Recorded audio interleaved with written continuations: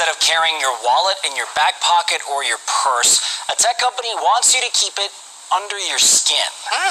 All right, so let's explain here. Walletmore is selling microchips implanted in your hand as an alternate payment. Could this be the future? Maybe. Once you set up your card info in the company's app, look at this, it says payments could be as easy as swiping your hand over a card reader. Right now, chips are not sold in the U.S. Crazy. Revelations 13 and 16. And he calls it all, both small and great, rich and poor, free and bond, to receive a mark in their right hand or in their foreheads. Let me start off by giving all honor, praise, and glory to our power, our God, the Israelites' God, our Father, Yahweh, Bahashem, Yahweh Shah, Bahashem, Rakah HaKodash, and double honors to the elders and apostles of men of great millstone, and to the rest of the brother no down that's teaching and preaching the true doctrine of Yahweh Bahashem, Yahweh Shah, Shalom, Bayata Dawada, and to the Akim and Akwat that's out to repenting, to you so-called Negroes, Latinos, and Native Americans, and also to the speckled bird, whose fathers go back to one of the 12 sons of the patriarch Jacob, Yashar Allah, Shalom to you, Mashpachah. This your Hakarab coming at you with another one, once again with it, right? And you saw the clip in the beginning. It's evident. We're in those times, right? See? But you got individuals running around talking about the policies and going into all other kind of crazy stuff. See? And these individuals is going off anyway. They going off anyway. Right? They going off. You know, you got individuals running around talking about the mark of the beast is sin. Where if it's sin, your ass got the mark of the beast in. You got these individuals, certain Israelites assemblies is walking around talking about the Sabbath is Friday sundown to Saturday sundown of every week and of every month. You got individuals preparing right now that it's the Shabbat. It's Friday sundown to Saturday sundown. No, it's not. The Shabbat now for this particular month and this week and 4 weeks of it, it's gonna be Saturday evening to Sunday evening. The Friday evening to Saturday evening, that's done. That's done. It's gonna come back, but it ain't gonna come back around for a minute now. See, now the Shabbat is Saturday evening to Sunday evening. You see, but you got individuals finna be doing Fridays evening to Saturday evening, going off. And then what you gonna think they gonna be doing on the Shabbat? When they gonna be saying the Shabbat is ended for Saturday evening, it's gonna be actually beginning. But what you think these individuals gonna be doing? They gonna be breaking the Shabbat. They ain't gonna be keeping it, which they ain't gonna be transgression. So if the mark of the beast is sin, well then your ass is through then. You is through. You got these individuals is literally transgressing the ways of the Most High. And they sitting back talking about the mark of the beast is sin. Okay, well you got the mark of the beast in. And you know you gonna be destroyed. Because what it say in Revelations 14. If it's sin. Revelations 14. And what it says, verse 9. And the third angel followed them, saying with a loud voice, if any man, what? Wait, a government, a nation that's established by a government. No, it says if any man or woman worship the beast in his image and receive his mark in his forehead or in his hand, the same shall drink of the wine of the wrath of Yahweh, which is poured out without mixture into the cup of his indignation. And he shall be tormented with fire and brimstone in the presence of the holy angels and in the presence of the Lamb, which is Yahweh Shah. You see that? So wait a minute. If it's sin, you are going to be burnt. You're not going to be saved. See? This show you how idiocracy, how you can recognize idiocracy. You know, people that are idiots, man. But you going off. You got individuals knowing that they're not supposed to be committing adultery, but they doing it anyway. Well, if the mark of the beast is sin, well, you got the mark of the beast in, and you are going to be destroyed. See? You got individuals talking about its policies. As a matter of fact, let me grab this real quick. You got individuals talking about going to Daniel, the 8th chapter, just through. Going to Daniel, the 8th chapter, Slakia. Daniel, the 8th chapter, right? And then going down to verse 25 and saying, and through his policies also we shall cause craft to prosper. Saying this is what this talking about, that the mark of the beast is his policy. This is talking about Antiochus, man. When they came into our land and they spoke peaceably unto our people in the first Maccabees and the second Maccabees. When they spoke peacefully to our people, but all was deceit. When they came in telling our people, oh, being peace with them, but then came in cutting our people down.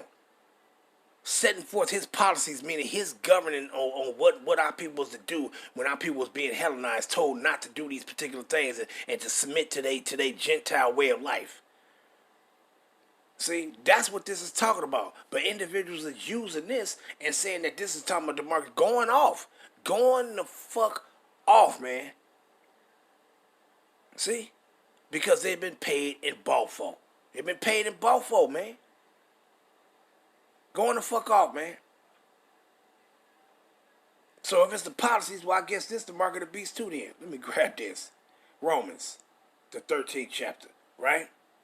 And what it says. Let every soul be subject unto the higher powers, for there is no power but of Yahweh. The powers that are ordained are of Yahweh. Meaning what? Now I'm reading this for a reason. Because the point that I want to make is, what is it, verse 6 right here? But the point that I want to make is verse 6. But it says what? The powers that are ordained are of Yahweh. Now these Edomites are in their authority, which they're in their rulership right now. And it's about to be ended very soon.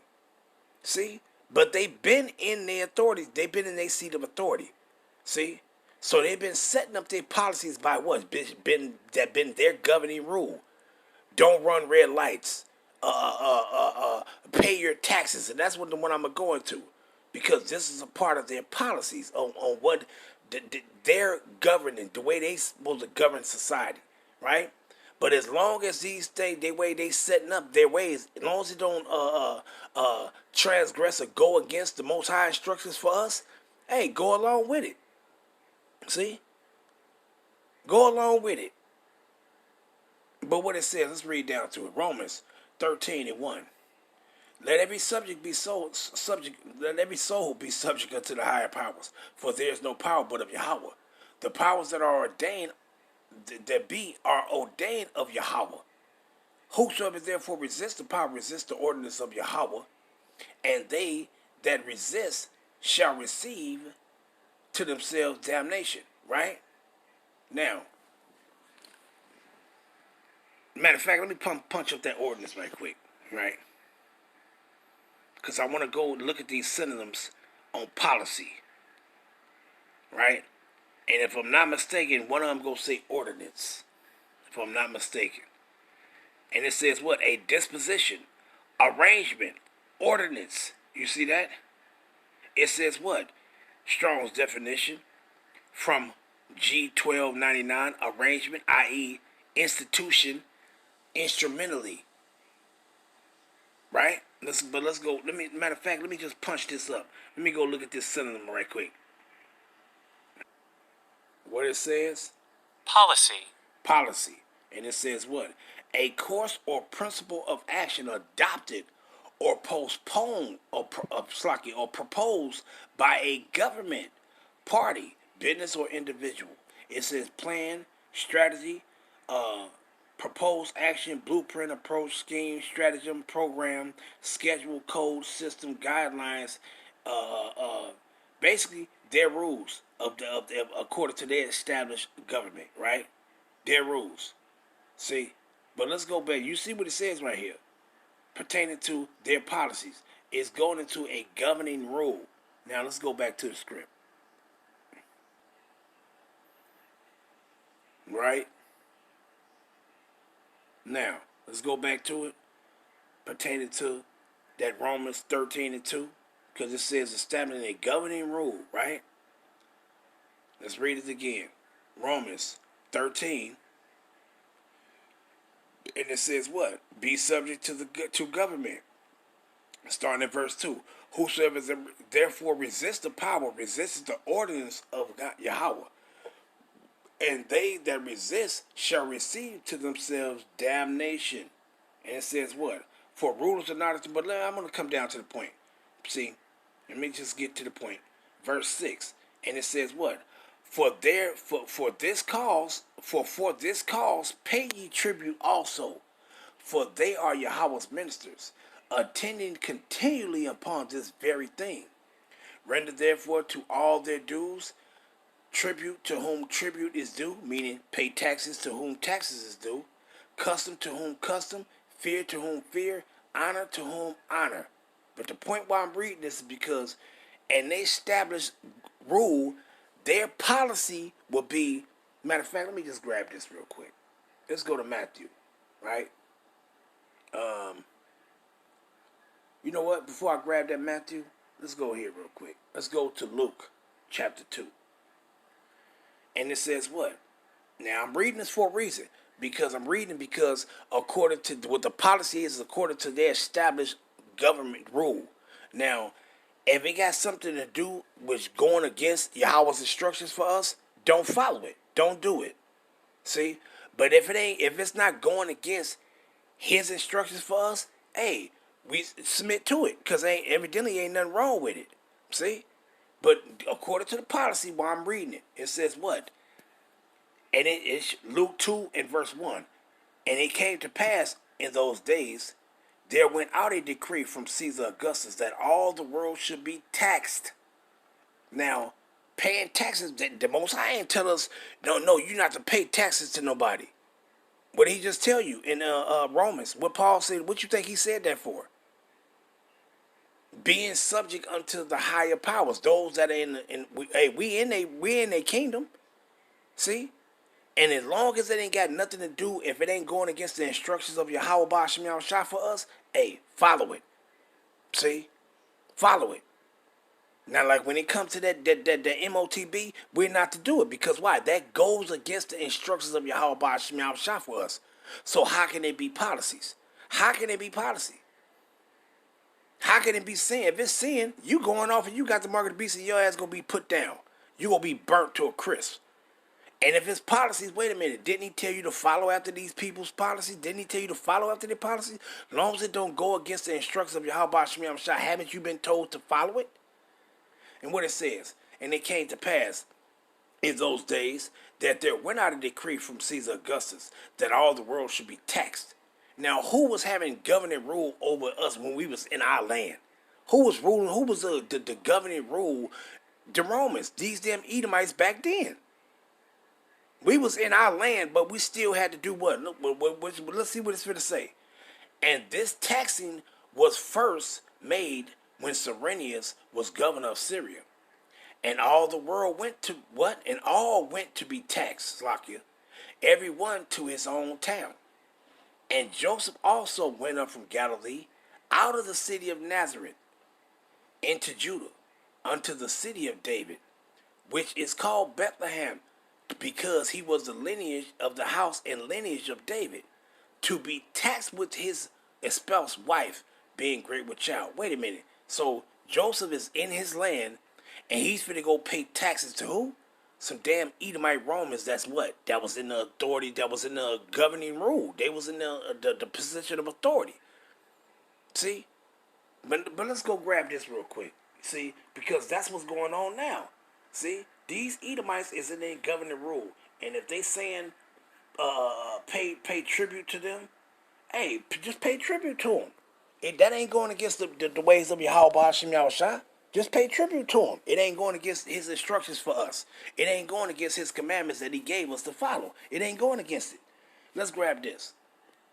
Matthew 22. So it can't be policy, because this right here, what I'm reading, this goes into policies. It says something that somebody that's in authority, a governing rule, that's setting forth something to be followed. See? So this is their policy. So if it's policy, then we fucked here. Because aren't you paying taxes here in Babylon? Yes, you is. Aren't you obeying their governing rule within society? Yes, you are. So you fucked in. I'm just making these little points to make you say, right? But let's read this. Matthew 22, and let's start at 15. What it says, tribute to Caesar. Verse 15. Then went the Pharisees and took counsel how they might entangle him in his talk. Meaning it's concerned they tried to trap up Yahushua. You can't trap him. You ain't wise enough to do it. And it says what? Verse 16. And they sent out unto him their disciples with the Herodians, saying, Master, we know that thou art true, and teachest the way of Yahweh in truth. Neither carest thou for any man, for thou regardest not the person of men. Tell us therefore, what thinkest thou? Is it lawful to give tribute to Caesar or not? And what they was asking, is it lawful for us to pay taxes to Caesar or not? What did he say? But Yahushua perceived their wickedness and said, Why tempt ye me, ye hypocrites? Show me the tribute money. And they brought unto him a penny. And he said unto them, Who is this image and subscription? They say unto him, Caesar's. Then said he unto them, Render therefore unto Caesar the things which are Caesar's, and unto Yahweh the things that are Yahweh's. You see that? See? But let's read this in the NLT. Let's read that in the NLT too. Let's read it. Let's go back up to 15. It says, Then the Pharisees met together to plot how to trap Yahushua into saying something for which he could be arrested. They sent some of their disciples along with the supporters of Herod to meet with him. Teacher, they said, we know how honest you are. You teach the way of Yahweh truthfully. You are impartial and don't play slakia. You are impartial and don't play favorites. Now tell us what you think about this. Is it right to pay taxes to Caesar or not? But Yahushua knew their evil motives. You hypocrites, he said. Why are you trying to trap me? Here, show me the coin used for the tax. When they handed him a coin, a Roman coin, when they handed him a Roman coin, he asked, whose picture and title are stamped on it? Caesar's, they replied. Well then, he said, give to Caesar what belongs to Caesar, and give to Yahweh what belongs to Yahweh. You see that? And that's the main point right there, man. That's the main point. See? So he said, hey, these are policies right here that you will be following after. See? These are policies that you will be following. So wait a minute. Is this the mark of the beast? Is this the mark of the beast? You run around talking about some damn policies? This is a policy that has been instituted by establishing an authority, a government rule, a government that's in rule, which was wrong during this time. And now we're in America, right now, in this same captivity. And what did he say? Pay tribute to where tribute is due. See? Going back to Romans 13 and 6. See? So it can't be no damn sin, and it can't be no motherfucking policy, man. It is what it is, and I showed you in the beginning of the clip what it is. See? So, hey, man, you people better get with it, man. You better get with it, because you're gonna have to make the decision now. For when the time arrives, you already made the decision, and you got to hold on to that decision. See? Because if you don't, if you be tilting it back and forth, what to do? I don't know what to do. I don't know what to do. You're going to make the wrong decision, and that wrong decision is going to get you killed. See? And I'm ending off there because I just wanted to make this little quick point. So it ain't no damn sin, and it ain't no damn policy. See? So these individuals is blatantly going off, and it's ridiculous. Giving all honor, praises, and glory to Yahweh, Bahashem, Yahushua, Bahashem, Rakah, HaKudash. And any individual that know that these individuals is going off, and you just sitting among them like it ain't nothing, like it's okay, Yahweh, Bahashem, Yahushua is going to punish your ass too. Shalom. Slakia. Oh, yeah, and I wanted to show this also. let's go back to Revelations, right? Because the vision that John saw, don't you know he saw this? This was the vision, the prophecy that John saw concerning the MOTB. It's a part of this westernized infrastructure, right? Now, why he said most of the time, why he spoke about the right hand and in the forehead, why do you think he said the right hand? Because predominantly here in America, the mass majority of the people, they're right-handed here because you write from the left to right. Now, if you was over there in our land, you would be right. Most of the people write with their left to their right because you write from the right to the left, right? So you would be left-handed. But here in America, most people, the population is the mass majority of this population, they're right-handed. Only few of them is left-handed, right? So, the matter of fact, let's go back to that script, right? Let's go back to it, right? And I want to show this real quick and what it says. Verse 16, right? And I'm going to read it in the NLT. Revelations 13 and 16. And he required everyone, small and great, rich and poor, free and slave. Who is a slave? You Israelites that's being... Man, look, check this out. Let's get this one too. Why you think when it says this, let's go to Revelation 6 chapter, right? And let's go down to 14th verse, right? Now, first, now you see what it says right here. Let's go into it. It says what? I'm going to read it in the NLT. I ain't going to go to the KJV. I'm going to read it in the NLT. And it says what? Revelations 6 and 14. The sky was rolled up like a scroll. And we already know what this is talking about. This is talking about the nuclear ordnance that's going to be shot, right? And all because the MOTB system, it has to be established first. That has to be established first. World War III ain't going to happen and then the MOTB going to come out. No, the MOTB is going to be instituted first. Then World War III is going to happen, right? But it says what? The sky was rolled up like a scroll, and all the mountains and islands were moved out of their places. Then everyone, the kings of the earth, the rulers, the generals, the wealthy, the powerful, and every slave and free person. Wait a minute. What did it just say right here? And every slave and free person. These slaves is talking about Israelites that's going to take the mark of the beast.